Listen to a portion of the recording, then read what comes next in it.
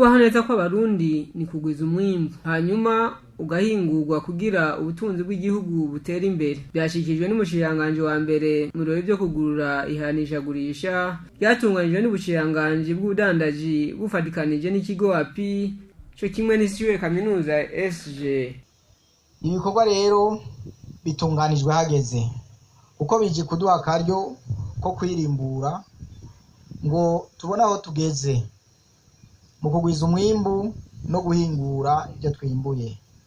Ni n'akaryo keza ko kumenyekanisha ibihingurirwa mu Burundi kugira ngo abarondera hanze ibidandazwa bisa n'ibyo dufise bamenye ko bisanzwe biriho hano mu Burundi mu gihugu cacu, hanyuma baheze basumire hano mu gihugu cacu. Basogokuru bacu barayamaze ngo karahara mu ruganda ntibacura.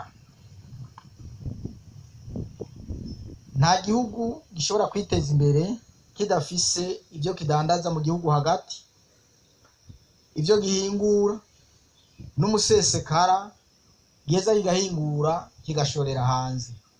Muri ico gihe turaheza tukaharonkera amafaranga y'agaciro iyo dushoye hanze. Muri ico gihe kandi amafaranga y'agaciro twahora dusohora mu kuja gusumira hanze araheza abanuka agakora iyindi migambi y'iterambere.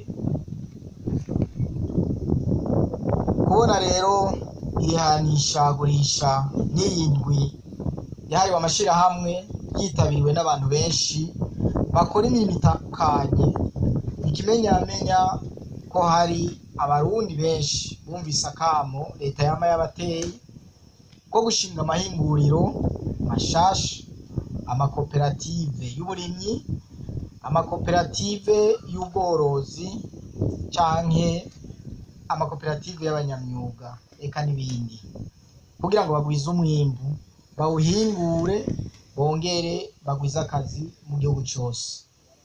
Nubwo biruko umushikiranganji wa mbere amenyesha ko amashirahamwe ahingura umwimbu akiri make, agahamagarira wese abishoboye yaba mu Burundi canke umunyamahanga aba mu Burundi kwijukira gushinga amashirahamwe yo guhingura kuko ngo bituma akazi kiyongera. Amashirahamwe ahingura umwimbu aracari make. Birakwiye ko n'abandi barundi canke abanyamahanga baba muri kino gihugu cacu c'u Burundi bijukira bimwe biboneka gushinga amashirahamwe yo guhingura, na cane cane amashirahamwe yo guhingura ibyo twimbuye. Aha rero nagira mbonereho akaryo ko gukebura abanyumva ko kugwiza bene ayo mashirahamwe aribyo bizotuma akazi kiyongera hano mu gihugu cacu, gutyo urwaruka ruronka akazi bwinshi, amarigara atuzwe, eka mbere n'ikibazo c'ubukene n'ubushomeri tubigire umugani mu gihugu cacu. Ikindi nosaba nuko ayo mashirahamwe yokwamana ntaryo agira ubushakashatsi kugira ahingure ibidandazwa vyiza, ahingure ibidandazwa bigezweho, haba ibyo dufungura canke n'ibindi bidandazwa vya nkenerwa dukoresha imisi yose. Kubwa Jeremy Banirwa n'inzigo, umunyabanga ntayigayezwa mu bushikiranganji bw'ubudandaji, ihanishagurisha ry'umwaka n'akaryo k'amashirahamwe kugira berekane aho bageze mu guhingura ivyimbuwe mu Burundi.